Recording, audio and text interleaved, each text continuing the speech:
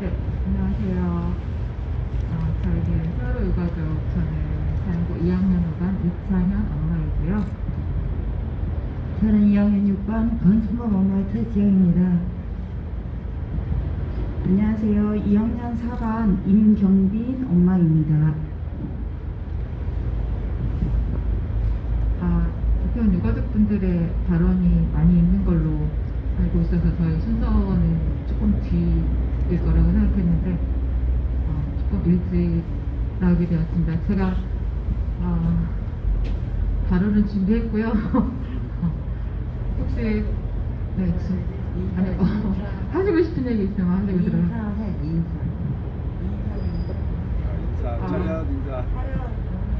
인사드리고 싶답니다. 네, 인사드리겠습니다.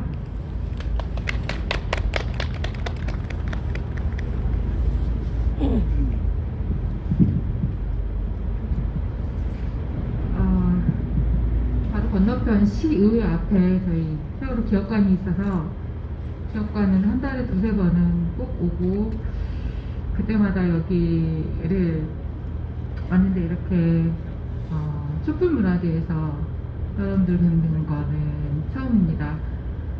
저도 유가족이긴 하나 이태원 유가족을 뵙는 것은 쉽지 않은 것 같습니다. 정말 정신이 없으실 텐데 이렇게 분향소 차려놓고 지키고 계셔주셔서 싸워주셔서 감사하다는 인사드리고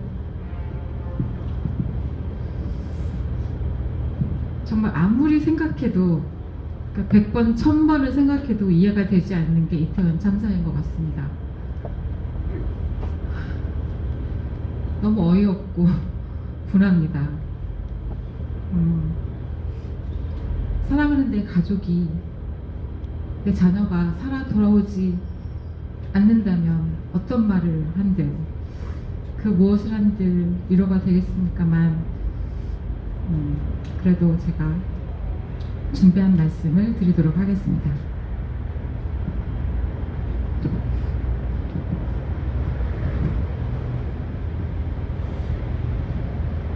저는 2014년 세월호 참사로 자녀를 잃고 4.16 가족협의회를 중심으로 지금까지 진상규명 활동을 해오고 있는데요.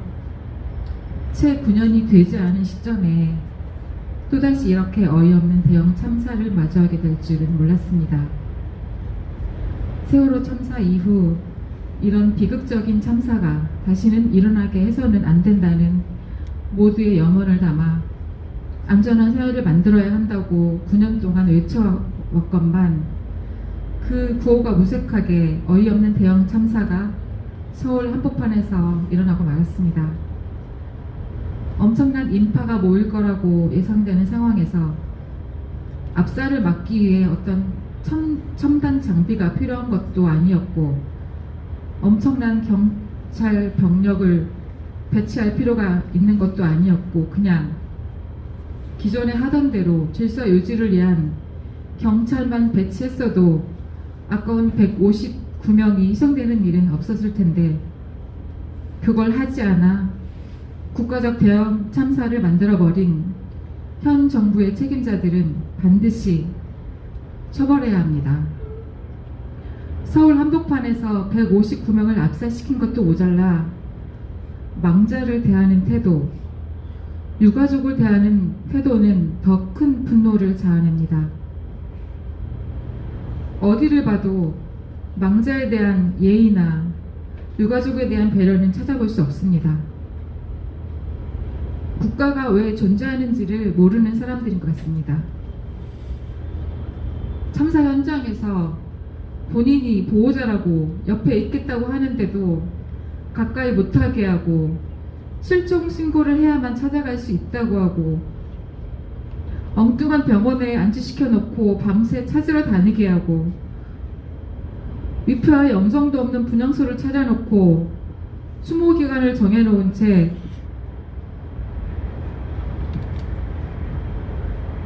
진정성 1도 없는 애도쇼하며 일반 국민들의 추모마저 가로막았던 현 정부의 행태는 결코 용서받을 수 없고 용서해서는 안 됩니다.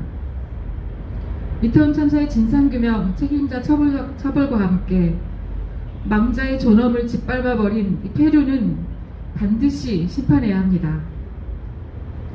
이성적으로 고상하게 신사적으로 싸우려고 애쓰지 않으셔도 됩니다. 그렇게 안 하셨으면 좋겠습니다. 원초적으로 내 아이 살려내라는 심정으로 싸워주셨으면 좋겠습니다.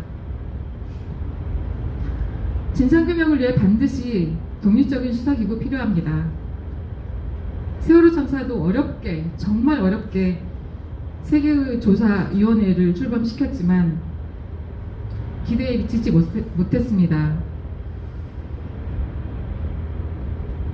특별조사위원회가 2014년에 세워졌었고, 그 다음에 선체조사위원회, 세월호가 2년 후에 선체조사위원회를 또 만들었었고, 가습기 살균제와 함께 사회적 참사 특별조사위원회, 이렇게 3개의 조사위원회에서 조사를 했는데, 국회에서 여당과 야당이 협의를 해서 추천한 그 위원들은 그런 구성으로는 도저히 진실이 드러나기가 어려운 구조더라고요.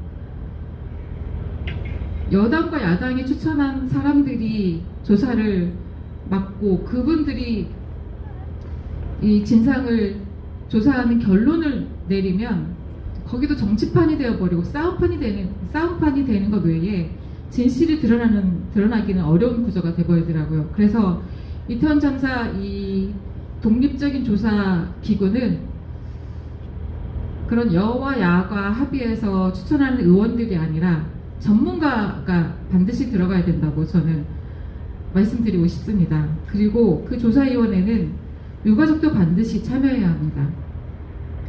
전문가가 참여해야 한다고 말씀드렸는데 그 전문가들이 변호사일 필요는 없는 것 같습니다.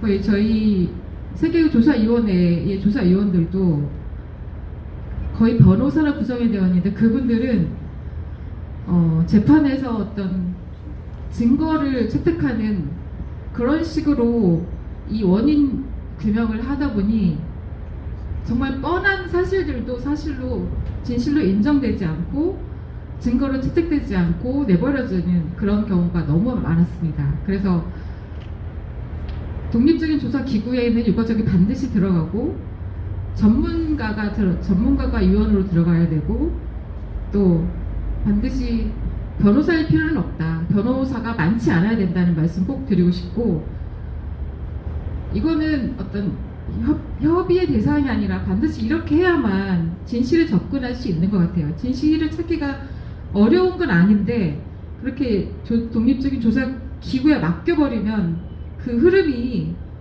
진실로 가는 게 아니라 정치판으로 바뀌어버리는 것을 저희는 경험했기 때문에 꼭 그렇게 세월호 참사처럼 그렇게 되지 않기를 부탁드리고 당부드리고 싶습니다.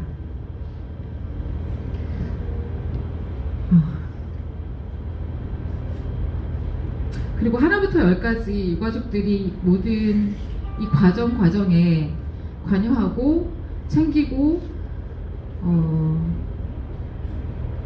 정말 힘들고 어려운 일이지만 그 과정들은 반드시 유가족이 함께 해야 되는 것 같습니다.